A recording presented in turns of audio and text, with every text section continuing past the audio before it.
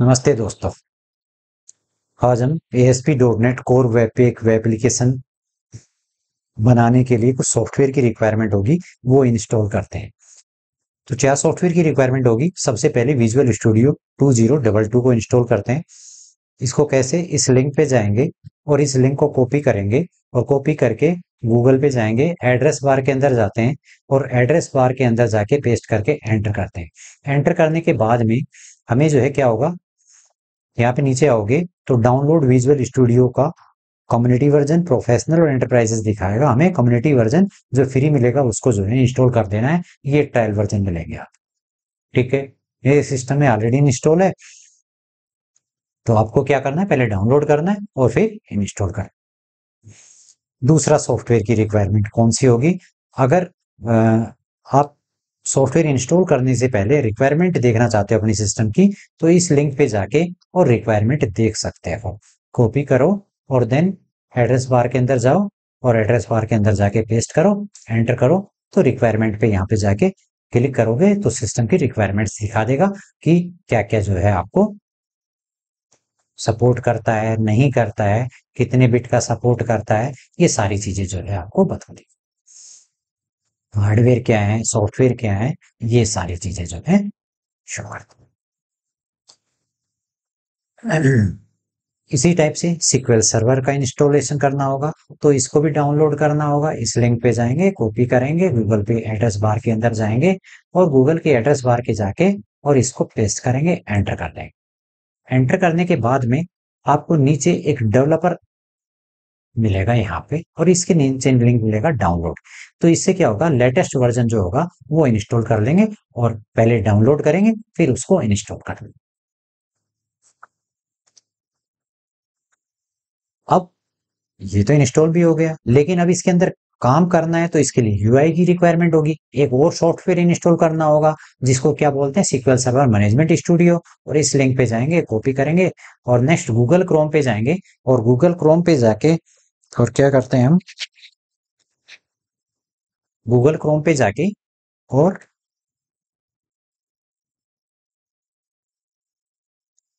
यहाँ पे कॉपी करेंगे, एंटर करेंगे, ये आ जाएगा और यहाँ पे इसका लिंक आएगा डाउनलोड का। यहाँ पे डाउनलोड इस बटन पे जाके क्लिक करेंगे, डाउनलोड करेंगे और इंस्टॉल कर देंगे। लास्ट क्या है, .NET Core 3.1 SDK। इस लिंक को कॉपी करेंगे, एड्रेस बार के अंदर जाएंगे, एंटर करेंगे, क्लिक करेंगे और यहाँ पे SDK आएगा। कौन सी विंडो है, विंडो के लिए कौन सा प्लेटफॉर्म, OS कौन सा है, नेक्स्ट विंडो क्या है, तो X64 पे जाके क्लिक करेंगे, एंटर कर देंगे, डाउनलोड हो जाएगा, इसको इंस्टॉल कर सकते हैं। तो ये थी सॉफ्टवेयर, कौन कौन से सॉफ्टवेयर की रिक्वायरमेंट होगी और कहाँ से जो हम इसको इंस्टॉल कर सकते हैं। अब आगे हम देखते हैं। आज इंस्टॉलेशन करने के बाद में हमें पढ़ते हैं कि किस तरह से एक Razor project ASP.NET core web application में के अंदर किस तरह से जो है विजुअल स्टूडियो 2022 का यूज करके कैसे बना सकते हैं। तो उसकी जो डिजाइन लेआउट है वो इस टाइप से होगा और इस तरह से वर्किंग प्रोसेस होगी। लाइक जो है कि ये प्रोजेक्ट है और इस प्रोजेक्ट को अगर मैं रन करता हूं तो ये इस टाइप से ब्राउजर के अंदर शो करेगा। डेटा लिस्ट के अंदर जाता हूं तो डेटा लिस्ट के अंदर ये रिकॉर्ड जो आ रहे हैं ये डेटाबेस से उठ के आ रहे हैं, SQL सर्वर से। अगर मैं नया रिकॉर्ड क्रिएट करता हूं तो यहाँ पे जो है डिजाइन बन जाएगा, उस प्रोडक्ट का नाम होगा,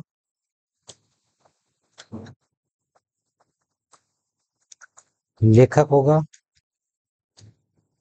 ISBN नंबर होंगे और क्रिएट करता है। अगर हमें एडिट करना है तो एडिट बटन पे जाके क्लिक करेंगे। लाइक ISBN के अंदर कुछ चेंज करना है, सेव किया, के अंदर गए, डिटेल्स देखनी है तो डिटेल्स में गए, इस तरह से बैक टू लिस्ट में जाना है, इस तरह से बैक टू लिस्ट में जा सकते हैं। कोई भी रिकॉर्ड अगर डिलीट करना है तो डिलीट बटन पे जाके क्लिक करेंगे, ये पूछेगा कि डिलीट करना चाहते हो तो डिलीट बटन पे जाके क्लिक कर देंगे और ये अपडेट हो जाएगी लिस्ट हमारी। इस टाइप से जो है CRUD ऑपरेशन करने के लिए हम जो है एक एप्लीकेशन बनाते हैं जो कि ASP.NET वेब कोर की हेल्प से जो है और बैकएंड जो है SQL सर्वर का यूज करके उसके लिए एंटिटी फ्रेमवर्क यूज करके बनाते हैं। और विजुअल स्टूडियो 2022 ओपन करते हैं और उसके अंदर ASP.NET वेब कोर प्रोजेक्ट बनाते हैं। किस तरह से? सबसे पहले विजुअल स्टूडियो 2022 पे जाके क्लिक करते हैं जो सिस्टम में इंस्टॉल्ड है और उस पे जाके क्रिएट न्यू प्रोजेक्ट पे जाके क्लिक करते हैं। यहाँ पे सर्च कर देते हैं कौन सा टेम्पलेट चाहिए हमें, तो ASP.NET कोर वेब एप्लीकेशन ये आ जाता है रेजर पेजेस वाला। इसको सिलेक्ट करते हैं, नेक्स्ट पे जाके क्लिक करते हैं। अब ये बोलता है कि कौन सा जो है प्रोजेक्ट बनाना है। तो सबसे पहले प्रोजेक्ट का नेम रेजर पेजेस ग्रड करके दे देते हैं, कोई भी नाम दे सकते हैं। लोकेशन मैं डी ड्राइव के अंदर एक फोल्डर बना रखा है, उसको जाके सिलेक्ट कर लेता हूँ। आप अपने अकॉर्डिंग कहीं पे भी जो है किसी भी लोकेशन पे जाके फोल्डर बना के और उसके अंदर इस प्रोजेक्ट को बना सकते हैं। इस टाइप से किया, नेक्स्ट पे जाके क्लिक किया। फ्रेमवर्क सिलेक्ट कर लेंगे, ऑथेंटिकेशन टाइप नन करेंगे, कॉन्फ़िगर फॉर HTTPS कर देंगे और क्रिएट पे जाके क्लिक कर।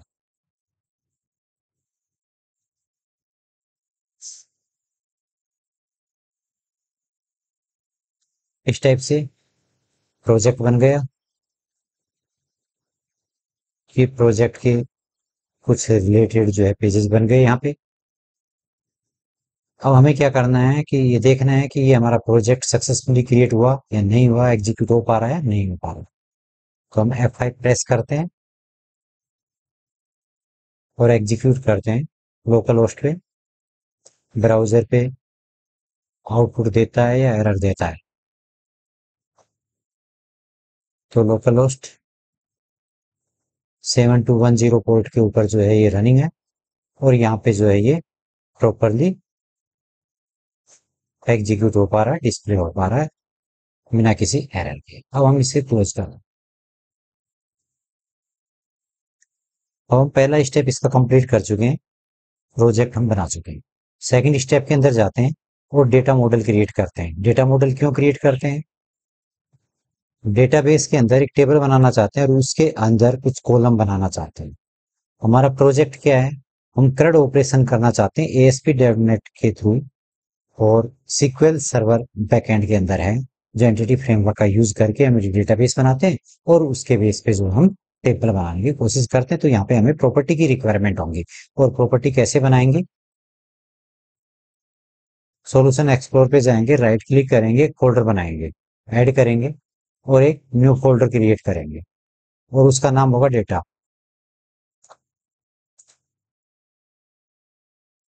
इस डेटा पे राइट क्लिक करेंगे, ऐड करेंगे और एक और नया फोल्डर बनाएंगे और इसका नाम दे देंगे मॉडल। इस मॉडल फोल्डर के अंदर जाएंगे और इस पे राइट क्लिक करेंगे और यहाँ पे हम ऐड करेंगे एक क्लास फाइल और उस क्लास फाइल का नाम प्रोडक्ट डाल देते हैं।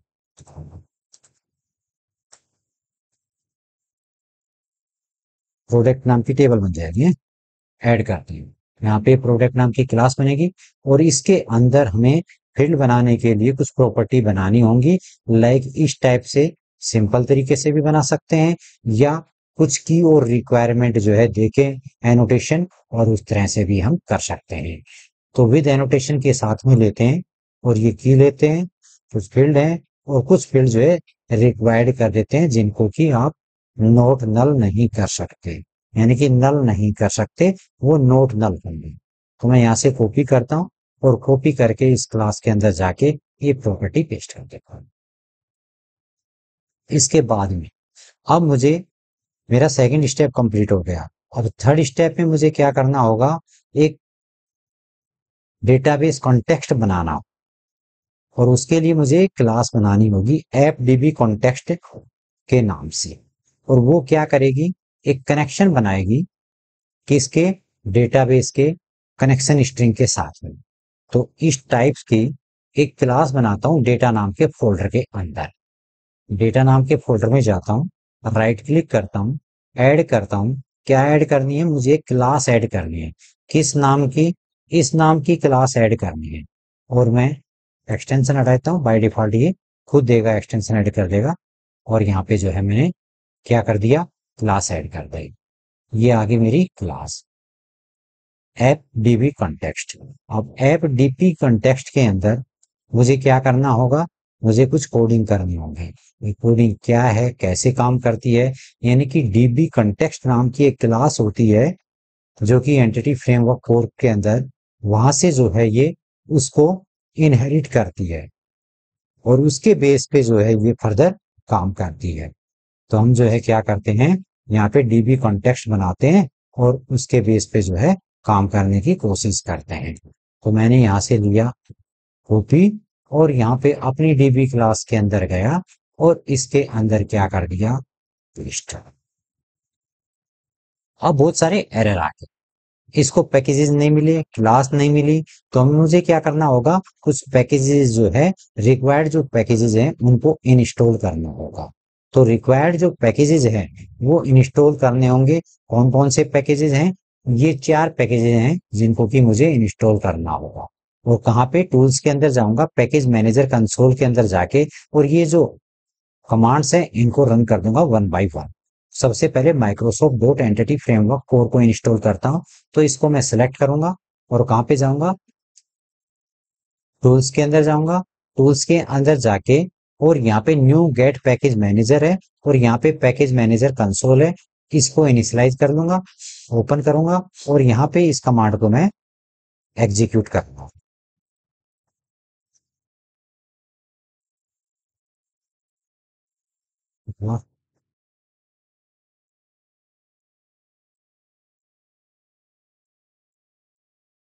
और मैं एंटर कर, ये सक्सेसफुली हो गई। अब मैं दूसरी कमांड लेता हूं और अब दूसरी कमांड को मैं क्या करता हूं, सीक्वल सर्वर वाली जो पैकेज इंस्टॉल करने के लिए है उसको मैं एग्जीक्यूट करता हूं। कहीं कहां पे जाऊंगा, पैकेज मैनेजर कंसोल के अंदर, वहीं पे सेम लोकेशन पे, और मैं एंटर करूंगा। ये भी सक्सेसफुली इंस्टॉल हो गई। अब मैं तीसरी लेता हूं और तीसरी क्या है, कोड जनरेशन डिजाइन वाली है। उस कमांड को लेके और वो पैकेज इंस्टॉल कर लेता हूं, जिससे कि उसके कुछ क्लासेस हैं, मेथड्स हैं, वो वहां पे हेल्प करेंगे इस प्रोजेक्ट को बनाने में। एक लास्ट वन और है, टूल्स वाली, इसको भी मैं इंस्टॉल कर लेता हूँ। ओके, और देन यहाँ पे पैकेज मैनेजर कंसोल के अंदर आके और इसको कर दिया पेस्ट। ये मेरा काम हो गया कंप्लीट, पैकेज इंस्टॉल हो गए। अब मुझे कनेक्शन स्ट्रिंग बनानी होगी। अब इसका जो फोर्थ स्टेप है वो क्या कहता है, फोर्थ स्टेप है, अगर वर्जन वगैरह चेक करने हैं तो इससे चेक कर सकते हैं, इस कमांड से। अब कॉन्फ़िगर करना है कनेक्शन स्ट्रिंग को, तो कनेक्शन स्ट्रिंग कहाँ पे होती है, ये app setting dot JSON file के अंदर होती है। और वो कहाँ पे होती है, वो यहाँ पे है, ये ऐप सेटिंग्स डॉट जेएसएन है। और यहाँ पे आके हमें क्या करना है, कनेक्शन स्ट्रिंग राइट करनी है। तो कनेक्शन स्ट्रिंग को मैं उठाता हूँ वहां से, और ये कनेक्शन स्ट्रिंग है मेरी, और मैं यहाँ से लेके और यहाँ तक पूरी कॉपी कर लेता हूँ यहाँ तक। और यहाँ पे आया मैं अपने एप्लीकेशन के अंदर और यहाँ पे कर दिया पेस्ट।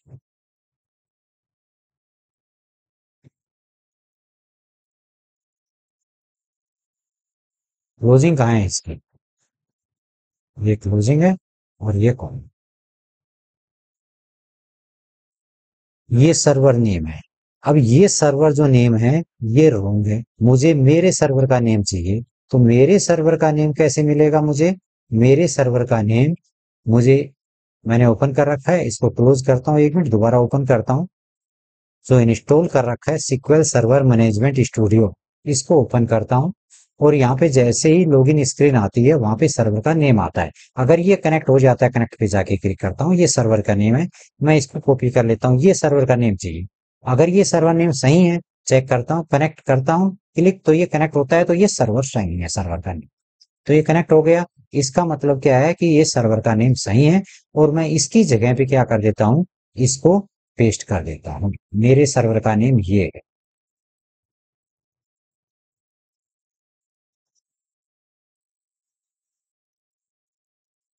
ठीक है। नेक्स्ट, अब मुझे रजिस्टर्ड करना होगा। किस चीज को रजिस्टर करना होगा?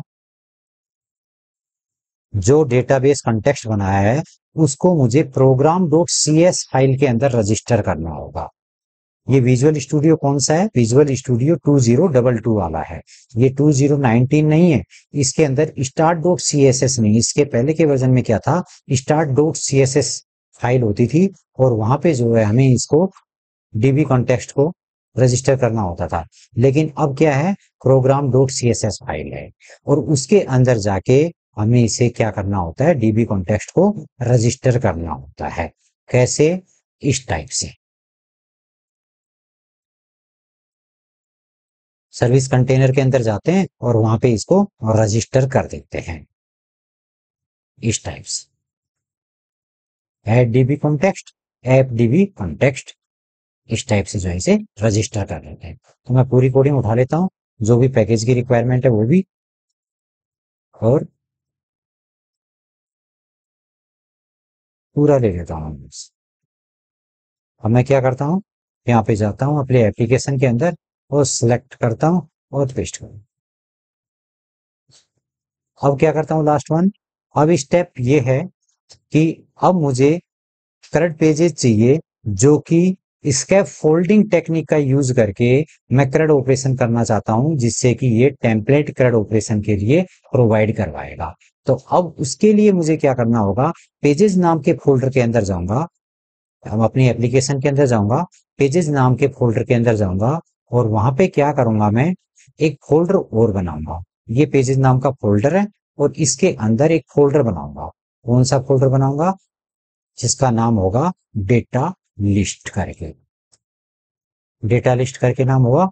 अब यहाँ पे क्या करना चाहता हूं मैं, यहाँ पे करना चाहता हूं, ऐड करना चाहता हूं, और ये न्यू इसके फोल्डेड आइटम है, जो कि टेम्पलेट प्रोवाइड करवाएगा ऑटोमेटिकली सारे कोड के साथ में CRUD ऑपरेशन के लिए, जो Razor pages using entity framework, ये सिलेक्ट करूंगा और देन ऐड करूंगा। अब ये मेरे से पूछेगा कि मॉडल क्लास कौन सी है, तो मैंने मॉडल क्लास प्रोडक्ट बनाई है। डीबी कॉन्टेक्स्ट क्लास का क्या नाम है, तो मेरा ऐप डीबी कॉन्टेक्स्ट नाम है। और यहाँ पे पार्शियल व्यू नहीं है, पूरे का पूरा पेज है। स्क्रिप्ट रेफरेंस लाइब्रेरी लेनी है, और लेआउट पेज का मतलब यहाँ पे मास्टर पेजेस की बात कर रहा है, तो वो मुझे लेना है और ऐड कर देना। अब ये इसके अंदर CRUD ऑपरेशन के लिए क्रिएट, एडिट, डिलीट और इंडेक्स करके जो है पेजेस ऑटोमेटिकली कोड के साथ में दे देगा। उसको मैं कस्टमाइज कर सकता हूं मेरी रिक्वायरमेंट के बेस पे।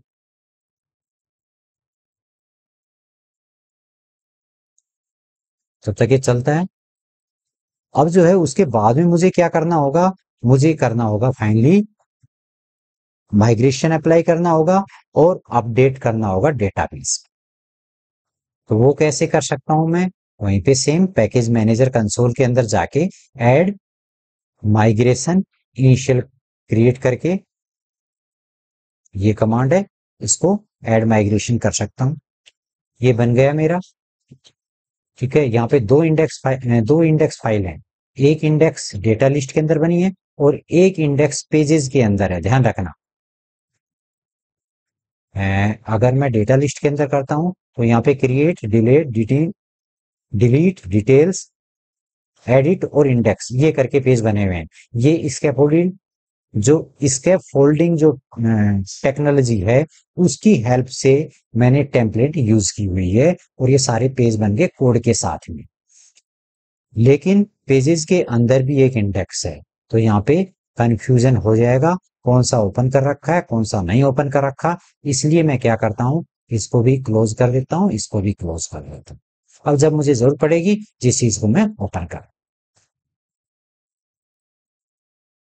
अब मुझे क्या करना होता है कि मास्टर पेज पे एक लिंक बनाना होता है, जिससे कि मेरा डेटा लिस्ट के अंदर जो इंडेक्स है उस पेज तक मैं पहुंच सकूं। तो मास्टर पेज यहाँ पे कहाँ पे होता है, शेयर्ड के अंदर जाते हैं, लेआउट के अंदर जाते हैं, और यहाँ पे मास्टर पेज है, यहाँ पे कुछ टैग हेल्पर होती हैं, उनको क्या करना होता है, लिंक करना होता है, जिससे कि हम पेज पे जा सकें। तो जो प्राइवेसी वाला पेज है उसकी जगह पे मैं क्या कर देता हूँ, डेटा लिस्ट करके दे देता हूँ।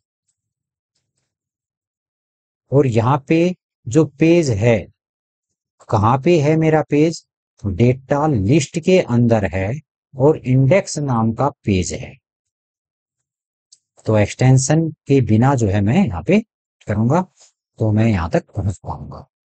अब मुझे क्या करना है, मैं पैकेज मैनेजर कंसोल के अंदर जाऊंगा और मैं कमांड राइट करूंगा, ऐड माइग्रेशन वाली, और एंटर करूंगा। ये सक्सेस हो गया। अब डेटाबेस के अंदर नहीं शो करेगा अभी, जो है यहाँ पे कुछ भी शो नहीं करेगा, लेकिन अगर मैं इसे अपडेट करता हूं तो ये शो करेगा यहाँ। तो मैं अब अपडेट कर देता हूं इसको।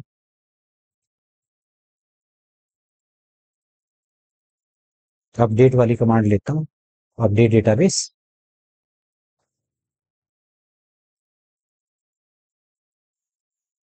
और लास्ट स्टेप और बचा हुआ है, उसको जो है और हम एग्जीक्यूट कर लेते हैं फाइनली, कि क्या हमारा जो प्रोजेक्ट है वो सक्सेसफुली बना या नहीं बना। बना एरर की। अब मैं क्या करता हूं, यहाँ पे अगर मैं देखूंगा तो शो कर देगा ये।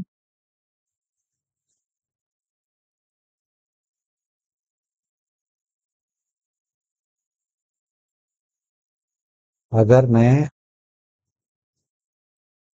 सीक्वेल सर्वर ओपन करूं और यहाँ पे डेटाबेस देखूं तो ये डेटाबेस बन गया मेरा, और इसके अंदर ये टेबल होगी। टेबल के अंदर जाऊंगा तो मुझे मेरी टेबल मिलेगी प्रोडक्ट करके, ये मिल गए। इस तरह से जो है ऑटोमेटिकली क्रिएट कर देता है एंटिटी फ्रेमवर्क का यूज करके। अब मुझे क्या करना है, अब मुझे इसको सिर्फ लास्ट स्टेप ये है कि अब इसको मैं एग्जीक्यूट करता हूँ। तो F5 का यूज करके मैं इसे एग्जीक्यूट कर लेता हूँ। अब एग्जीक्यूट करने से क्या होगा कि मेरा जो एप्लीकेशन है वो रन हो जाएगा, डेटा लिस्ट मिल गया। अब मेरा जो है डेटाबेस के अंदर कोई रिकॉर्ड नहीं है, मैं क्रिएट कर सकता हूँ। क्रिएट करने के लिए लेआउट मिल गया मुझे, प्रोडक्ट का name C++, next author name गुरु,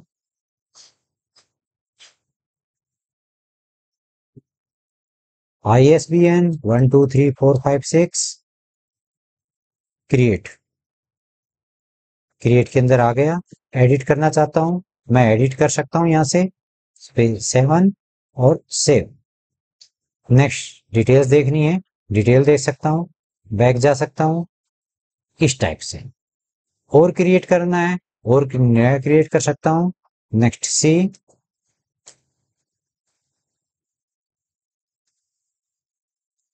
स्वामी 2345, क्रिएट। इस टाइप से 2 रिकॉर्ड बन गए मेरे डेटाबेस के अंदर। और मैं जो है इनकी डिटेल्स देख सकता हूँ, किसी को डिलीट करना चाहता हूँ तो डिलीट कर सकता हूँ। डिलीट करना है मुझे, मैसेज देगा ये, डिलीट। अगर मुझे नया इंसर्ट करना है और मैं एम्प्टी रिकॉर्ड करने की कोशिश करता हूँ तो ये कहता है कि name field, author field, ISBN field is required. तो मुझे देना ही होगा, बगैर दिए मैं नहीं कर सकता, नहीं कर सकता, आगे बढ़ नहीं सकता। तो इस टाइप से जो है वैलिडेशन भी पुट है। डिलीट करना है तो डिलीट के लिए मैसेज आएगा, मैसेज दे रहा है आपको डिलीट करना चाहते हो, नहीं चाहते हो, डिलीट चाहते हो तो आपको जो है अपडेट कर देगा, एक रिकॉर्ड। ये था हमारा project. Okay, thank you very much.